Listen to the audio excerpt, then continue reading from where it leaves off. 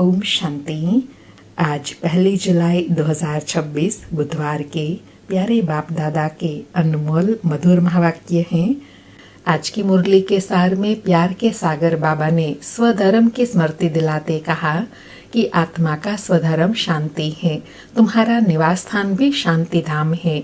जब यज्ञ आदि रचते हैं तो कहते हैं शांति देवा, क्योंकि शांति का सागर एक परमात्मा है तो उनको ही याद करते हैं। सारी दुनिया को शांति देने वाला है ही एक परम पिता परमात्मा जो सभी आत्माओं का बाप है। फिर कहा कि ऐसे बहुत हैं जिनको शांति के लिए प्राइज मिलती है। बाबा तो आकर सारे विश्व में शांति स्थापन करते हैं, वो भी अविनाशी, जहाँ कोई दुख नहीं होगा। तो सचमुच शांति स्थापन करने वाले बाबा को प्राइज मिलनी चाहिए। फिर आज विशेष आध्यात्मिक रहस्य समझाते कहा कि गरुड़ पुराण में रोचक बातें लिख दिया है। कहते हैं गऊ की पूंछ पकड़ने से स्वर्ग में चले जाएंगे। तो बाबा कहे वास्तव में यहाँ पूंछ पकड़ने की बात नहीं है, यहाँ तो तुमको फॉलो करना है। और फॉलो करना अर्थात पवित्र बनना। तुम सच्चे सच्चे फॉलोअर्स हो, तुम आए ही हो फॉलो करने के लिए। फॉलो करने से ही तुम पार हो जाएंगे। इसका ही यादगार भक्ति मार्ग में गऊ की पूंछ पकड़ने से स्वर्ग में चले जाएंगे ऐसा कहा जाता है। वास्तव में स्वर्ग में जाएंगे फॉलो करने से। फिर विशेष स्मृति दिलाई कि तुम बच्चे जानते हो आत्माएं आशिक हैं, परमात्मा माशूक है। आत्माएं उनको याद करती है और वह आए हैं लेने के लिए। कहते हैं मुझे फॉलो करो तो तुम्हारे को साथ ले जाऊंगा। कैसे फॉलो करे वह भी बाप समझाते हैं। बाबा कहते हैं मैं पावन हूँ, तुम पतित हो, अब तुम पावन बनो तब मेरे साथ चल सको। और साथ में कहा कि बाप कहते हैं मुझे याद करो तो मैं प्रतिज्ञा करता हूँ पावन दुनिया में ले चलूंगा और कोई उपाय नहीं है पावन बनने के सिवाय। बाबा कहते हैं एक तो तुमको पावन बनना है, दूसरा बाप को फॉलो करना है। और बाबा कहे जब पावन बनेंगे फॉलो करेंगे तब ही तुम साथ चल सकेंगे। सुनते हैं प्यारे बाप दादा के अनमोल मधुर महावाक्य। आज बाबा कहे मीठे बच्चे, सारी दुनिया को शांति देना एक बाप का ही काम है। इसलिए कहते हैं हे शांति देवा, तो प्राइज भी बाप को मिलनी चाहिए। आज मुरली से प्रश्न है कौन से बच्चे बाप को पूरा पूरा फॉलो कर सकते हैं। उत्तर में फॉलो करने वाले बच्चों की दो विशेषता बताई। पहला तो बाबा कहे जो बाप के समान पावन बनते हैं वही पूरा पूरा फॉलो कर सकते हैं। दूसरा जो पक्के आशिक बने वही मुझ माशूक को फॉलो कर सके। ऐसे आशिकों को ही मैं साथ ले जाऊंगा। इसलिए शास्त्रों में दिखाया है गऊ का पूंछ पकड़ने से पार हो जाएंगे। अब यहाँ गऊ की या पूंछ की तो बात ही नहीं है। बाबा कहे यह जो भक्ति मार्ग का यादगार है ना, वह वास्तव में संगम का यादगार है। और वो कौन सा यादगार है कि एक माशूक परम पिता परमात्मा को याद करो तो बेड़ा पार हो जाएगा। आज मुरली में गीत बजा तो प्यार का सागर है। ओम शांति। बाप दादा दोनों हैं। अब यह तो बच्चे जानते हैं कि आत्मा का बाप शिव बाबा है। यह भी तुम जानते हो कि मैं पतित पावन हूँ, मैं निराकार हूँ। तुम भी निराकार हो, शांत स्वरूप हो। निराकार बाप भी शांत स्वरूप है, आत्मा भी शांत स्वरूप है। आत्मा का स्वधर्म है ही शांति। तुम्हारा निवास स्थान है शांति धाम। बाबा कहे जब यज्ञ आदि रचते हैं तो कहते हैं शांति देवा, क्योंकि शांति का सागर तो वह परमात्मा है। सारी दुनिया को शांति देने वाला वह बाप है। ऐसे बहुत हैं जिसको शांति के लिए प्राइज मिलती है। कभी किसी को प्राइज मिलती है तो कहेंगे यह शांति स्थापन करने के निमित्त बने हुए हैं। इसमें बड़ों बड़ों के नाम लेते हैं। अर्थात बाबा कहे पीस प्राइज देते हैं तो उसमें बड़ों बड़ों के नाम लेते हैं जो सिर्फ एडवाइस देते हैं। वो भी सिर्फ एडवाइस देने वाले को प्राइज मिलती है। यहाँ तो बाबा सचमुच विश्व में शांति स्थापन करते हैं। बाबा कहे अब शांति तो चाहिए सारी दुनिया में, नहीं तो अशांत में रहने वाले औरों को भी अशांत करेंगे। यह है ही रावण राज्य। रावण दुश्मन है ना, राम को दुश्मन नहीं कहेंगे। राम की कभी एफिजी नहीं जलाएंगे, न त्रेता वाले राम की, न परमपिता परमात्मा की। राम राज्य तो सब चाहते हैं, परंतु राम राज्य किसको कहा जाता है यह भी कोई नहीं जानते। सिर्फ कहते हैं नई दुनिया हो, नई दिल्ली में राम राज्य हो। नई दिल्ली कहते हैं, नाम तो बहुत रखे जाते हैं। दिल्ली सबकी कैपिटल रहती है। दिल्ली ही परिस्तान थी ना। राधे कृष्ण को भी वहाँ ही दिखाते हैं। कहाँ दिखाते हैं राधे कृष्ण को? सतयुग में, जिसको परिस्तान कहा जाता है। बाबा कहे यह दोनों ही मुख्य प्रिंस प्रिंसेज हैं। सिर्फ दोनों नहीं हैं, जरूर और भी होंगे। 8 राजाई तो गाई जाती हैं। बुद्धि से काम लेना है। सतयुग में जरूर राजाई और भी होंगी। यहाँ भी देखो कितनी राजाई हैं। वृद्धि होते होते ढेर हो जाते हैं। फलाने फलाने गांव का महाराजा।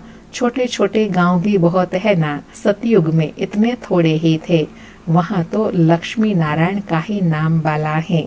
2500 वर्ष उन्हों का राज्य चलता है। मनुष्य कहते हैं लाखों वर्ष हुए। विचार की बात है। बाबा कहे यह विचार और चिंतन करने की बात है, और फिर दूसरों को समझाना है कि वास्तव में सृष्टि चक्र की आयु कितनी है।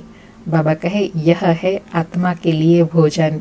बाप यह रूहानी भोजन देते हैं तुम्हारी बुद्धि को, आत्मा को।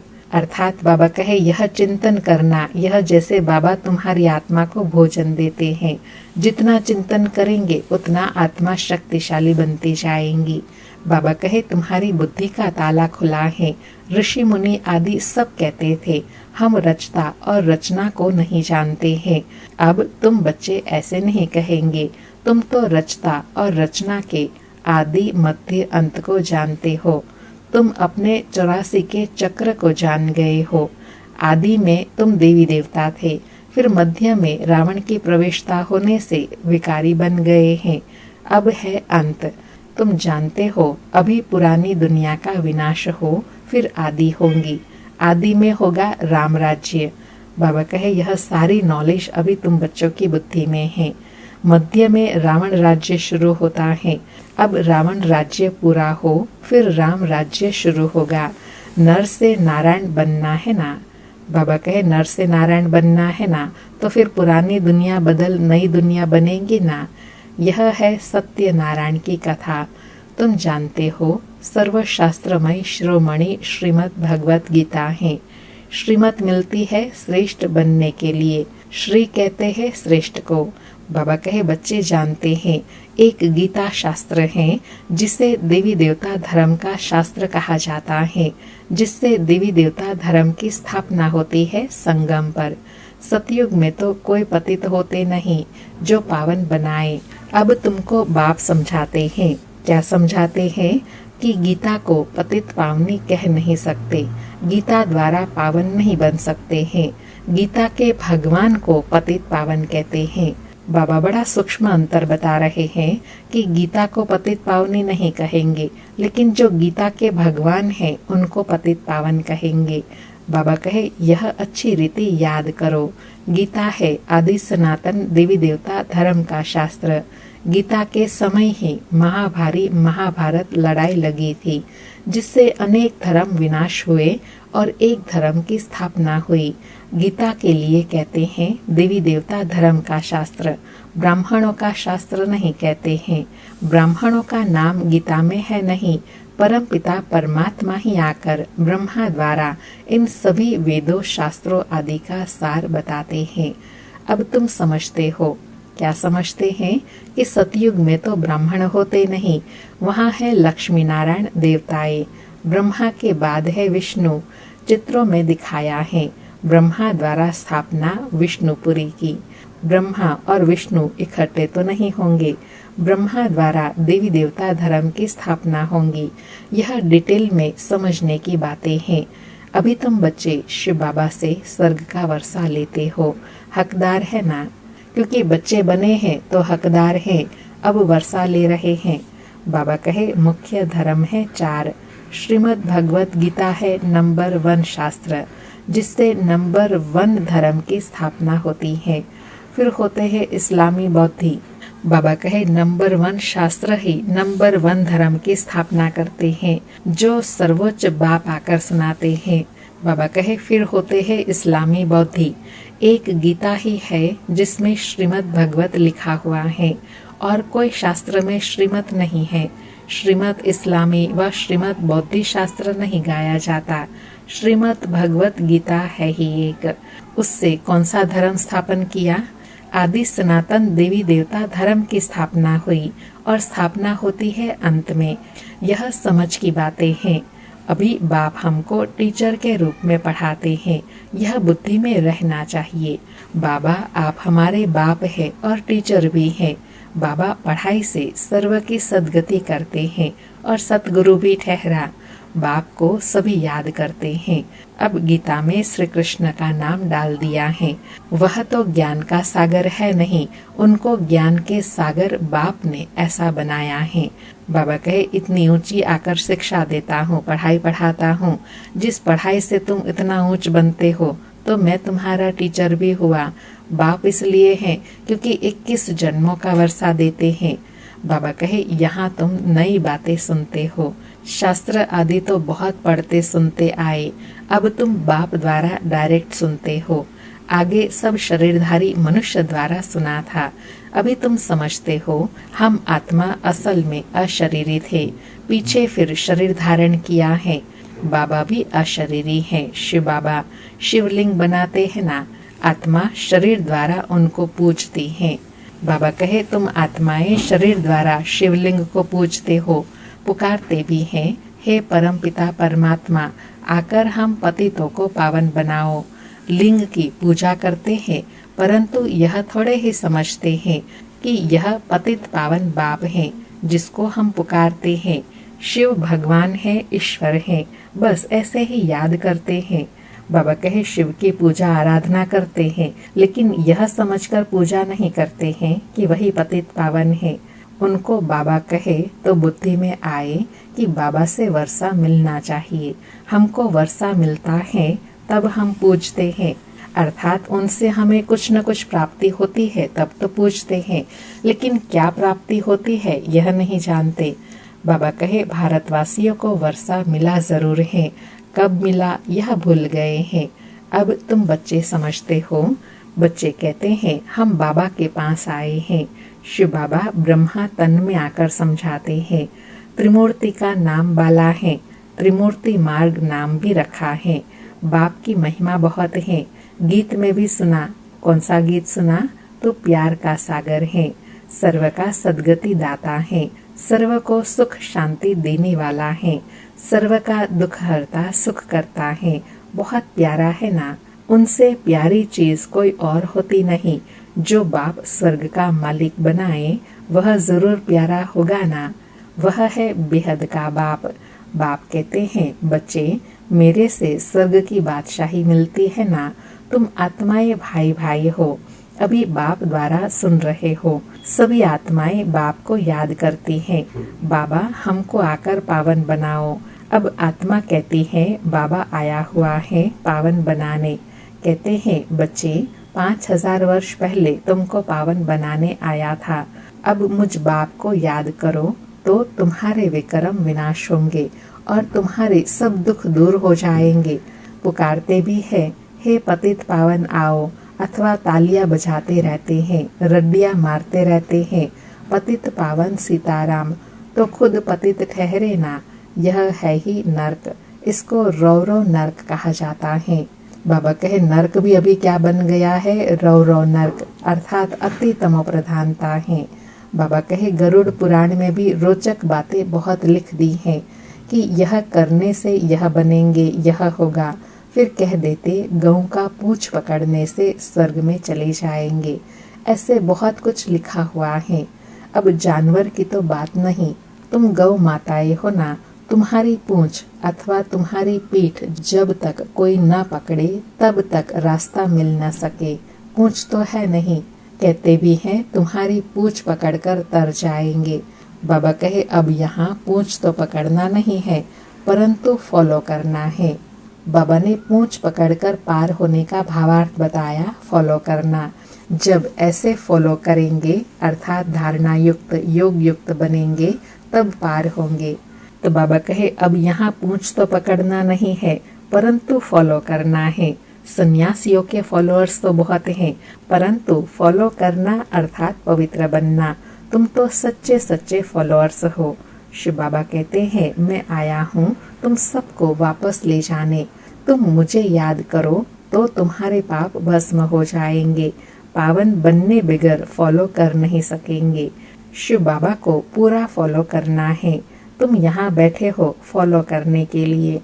बाबा स्मृति दिला रहे हैं कि तुम बच्चे यहाँ आए किस लिए हो, क्या करते हो?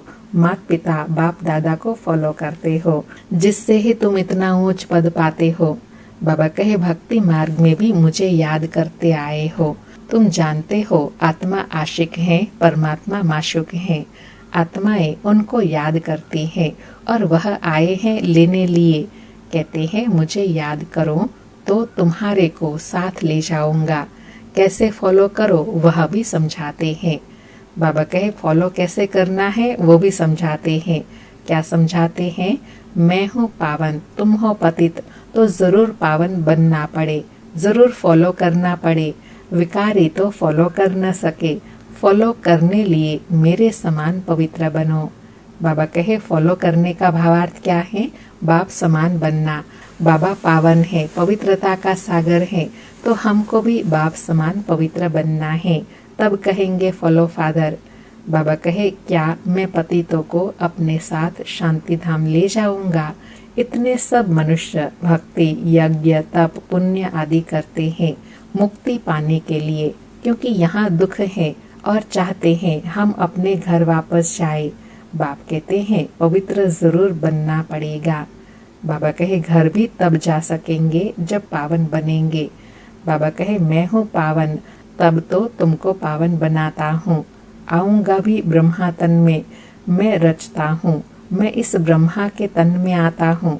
दिखाते भी हैं ब्रह्मा द्वारा बाप देवी देवता धर्म की स्थापना करते हैं। तुम बीके ही जानते हो। क्या जानते हैं? कि शिव बाबा को फॉलो करना है। बाप कहते हैं मुझे याद करो तो मैं प्रतिज्ञा करता हूँ पावन दुनिया में ले चलूंगा। बाबा कहे पावन बनो तो मैं प्रतिज्ञा करता हूँ तुमको मैं पावन दुनिया में ले चलूंगा। बाबा कहे और कोई उपाय है नहीं। कहते हैं पतित पावन, या तो दृष्टि ऊपर जाती है या तो पानी के तरफ देखते हैं। गंगा तो पतित पावनी है नहीं, यह तो सागर से निकली हुई नदियां हैं। अब पूंछ तो तुम्हारा पकड़ना चाहिए। बाबा कहे तुम बाबा की पूंछ पकड़ते हो अर्थात बाप को फॉलो करते हो पावन बनने के लिए। अब तुम पुरुषार्थ करते हो तो तुम्हारा कोई पूंछ पकड़ेगा तब भी पार हो सकते हैं। बाप कहते हैं तुमको पावन बनना है, मेरे को फॉलो करना है, तब ही साथ चल सकेंगे। बाप कहते हैं तुम मेरे साथ रहने वाले थे, अब 84 का चक्र लगाई पतित बने हो। अब फिर मेरे को याद करो तो पावन बनेंगे। सन्यासी भी गृहस्थी को कहते हैं फॉलो करना है तो घर गृहस्थ छोड़ो। बाप कहते हैं मैं परम धाम में रहने वाला हूँ, तुम भी चलेंगे या यहाँ ही विषय सागर में रहना अच्छा लगता है? तुम तो पुकारते आए हो हे पतित पावन आओ।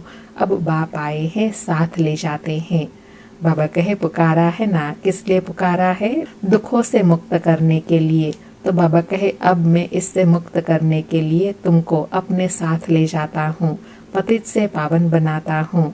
बाबा कहे कल्प कल्प आकर तुमको साथ ले जाता हूँ। फिर सतयुग में तुम बहुत सुखी रहते हो। यह लक्ष्मी नारायण स्वर्ग के मालिक थे ना, इन्हों को इतना सुख देने वाला कौन? हेवनली गॉड फादर बाप याद दिलाते हैं। बाबा कहे बाप याद दिलाते हैं। क्या याद दिलाते हैं? कि एक बाप ही सुखदाता है, हेवनली गॉड फादर हैं, तो वही हेवन का सुख दिला सकते हैं।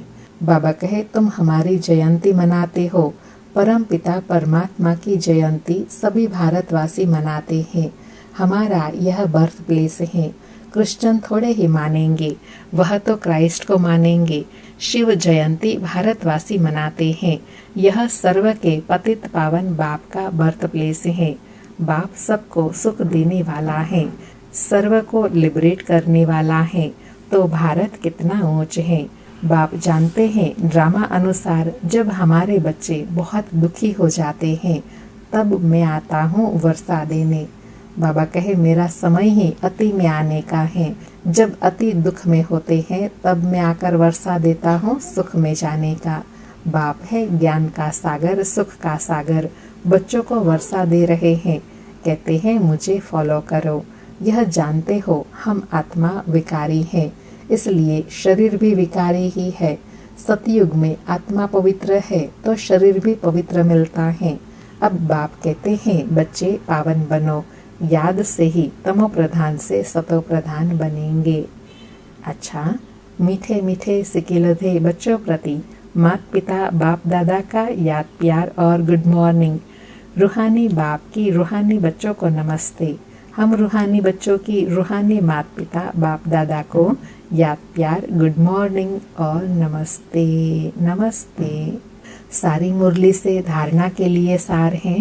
पहला, बाप से स्वर्ग का वर्षा लेने के लिए मैं आत्मा भाई भाई हूँ, यह पक्का करना है। बहुत प्यार से रहना है। जैसे बाप प्यारे ते प्यारा है ऐसा प्यारा बनना है। दूसरा पॉइंट, बाप समान पावन बनकर बाप को पूरा पूरा फॉलो करना है। बाप समान पावन बनकर बाप को पूरा पूरा फॉलो करना है। बाप के साथ वापस घर शांति धाम चलने के लिए पावन जरूर बनना है। आज का वरदान है, निर्बल आत्माओं में शक्तियों का फोर्स भरने वाले ज्ञान दाता सो वरदाता भव। निर्बल आत्माओं में शक्तियों का फोर्स भरने वाले ज्ञान दाता सो वरदाता भव। स्पष्टीकरण है, वर्तमान समय निर्बल आत्माओं में इतनी शक्ति नहीं है जो जंप दे सके। उन्हें एक्स्ट्रा फोर्स चाहिए, तो आप विशेष आत्माओं को स्वयं में शक्ति भर करके उन्हें हाई जंप दिलाना है। इसके लिए ज्ञान दाता के साथ साथ शक्तियों के वरदाता बनो। रचता का प्रभाव रचना पर पड़ता है, इसलिए वरदानी बनकर अपनी रचना को सर्व शक्तियों का वरदान दो। अभी इसी सर्विस की आवश्यकता है। बाबा कहे अभी वर्तमान समय सभी आत्माएं निर्बल हो गई हैं, तो उनको शक्ति भरने के लिए पहले अपने में शक्ति भर करके फिर उनको हाई जंप दिलाना है। आज का स्लोगन है, साक्षी होकर हर खेल को देखो तो सेफ भी रहेंगे और मजा भी आएगा। साक्षी होकर हर खेल को देखो तो सेफ भी रहेंगे और मजा भी आएगा। आज 1 जुलाई है। मधुबन बेहद घर से वरिष्ठ दीदियों और भाइयों की तरफ से इस मास विशेष पुरुषार्थ का लक्ष्य है, ज्वाला स्वरूप स्थिति में रहे शक्तिशाली याद का अनुभव करो। आज अनुभव करने के लिए कहा कि आप महान तपस्वी आत्माएं ज्वाला रूप शक्तिशाली याद द्वारा प्राप्तियों के किरणों की अनुभूति करो और कराओ। आपका तपस्वी स्वरूप औरों को देने का स्वरूप है। जैसे सूर्य विश्व को रोशनी देने की और अनेक विनाशी प्राप्तियों की अनुभूति कराता है, ऐसे आप भी अपने तपस्वी स्वरूप द्वारा शांति और शक्ति की किरणें दे रहे हो। बाबा कहे ऐसे अनुभव करो और कराओ कि मैं कौन हूँ। मास्टर ज्ञान सूर्य हूँ, शक्तिशाली तपस्वी आत्मा हूँ और मैं आत्मा सारे विश्व की आत्माओं को शांति और शक्ति की किरणें दे रही हूँ, शक्तिशाली बना रही हूँ। अच्छा, ओम शांति। शुक्रिया बाबा, शुक्रिया।